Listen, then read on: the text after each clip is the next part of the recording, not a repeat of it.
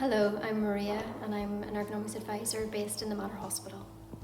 Hi, I'm Angela. I'm the Ergonomics Advisor based in Musgrave Park Hospital. Hi there, my name's Claire. I'm the Community Lead for the Ergonomics team and I'm based in Graham House. Hi, I'm Julie Reid and I'm part of the Ergonomics team based at the Royal Victoria Hospital. Hi, I'm Judith Thompson. I'm one of the ergonomics advisors based in the community between Graham House and Everton. Hi, I'm Matthew. I'm an ergonomics advisor in the City Hospital.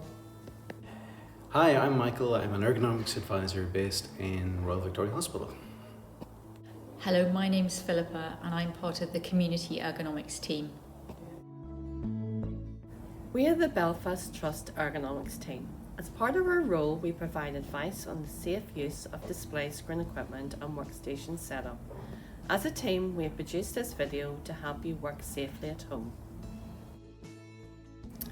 As a result of COVID-19, many of us are now working from home. This presents us with some unique challenges.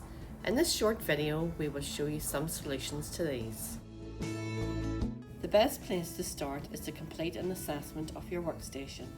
If you're working for the Belfast Trust, you should use our self-assessment, which is found in the Working from Home during COVID-19 document. Otherwise, your employer may have their own form, or you can find an assessment on the HSE website.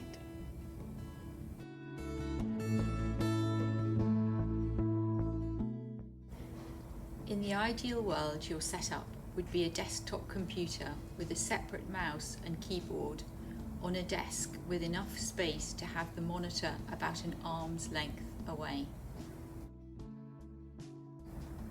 You would have an office chair with an adjustable height, backrest and 5-point wheelbase. This would be in a dedicated space away from the rest of your home at a comfortable temperature with low noise and good air circulation.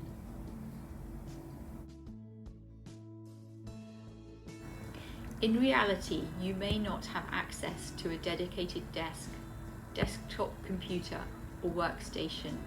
You may be working sitting at your dining table or even on your settee with a laptop or tablet.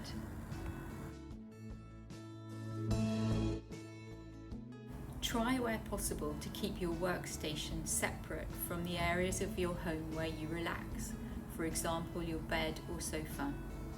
Keep a boundary between your work and home life. Create a good work atmosphere. If possible, keep a window open to allow fresh air to circulate and keep the room at a comfortable temperature.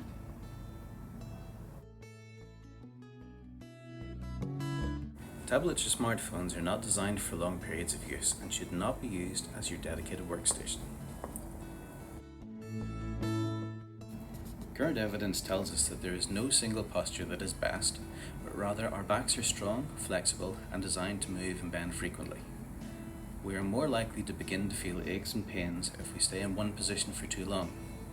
Your body will not tolerate some positions as long as others, for example sitting or standing in an extremely flexed or extended position.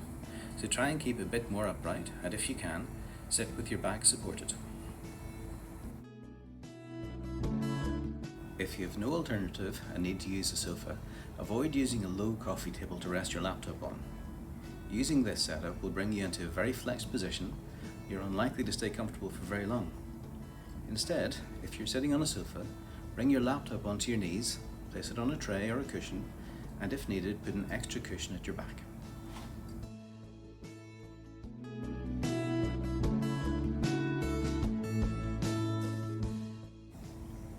When using a laptop, the best place would be to sit on a chair at a table using a laptop raiser to lift the screen up. Otherwise, place the laptop on another raised surface such as a box or a few reams of paper. This will keep your head in a better position and the screen about an arm's length away.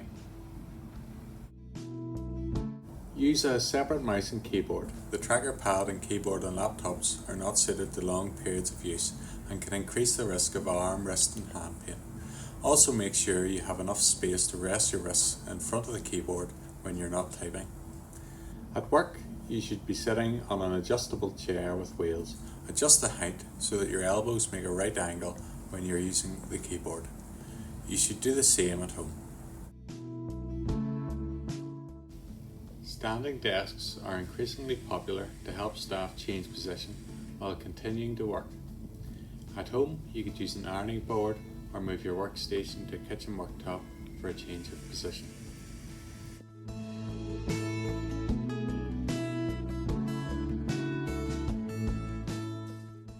When working from home, it is easy to feel isolated or disconnected from the rest of your team. Keep regular contact by telephone or video call. Use these calls for work purposes but also for informal conversations, for example over a cup of coffee. You would normally be having these conversations and work during break times. If you're struggling with working from home, make sure to ask for support or contact your line manager. Stick to normal work routine, take regular breaks, don't work outside your normal hours, and again keep a boundary between your work and home life. For both your physical and mental health, it is important to take some form of exercise during the day. It does not matter what this is. It could be a walk in the morning or at lunchtime, an online exercise class, a yoga or stretching routine beside your workstation, as long as you do something to keep active. Thank you for watching this video. We hope you have found the advice useful and will be able to put some of it into practice to improve your health and well-being when you're working from home.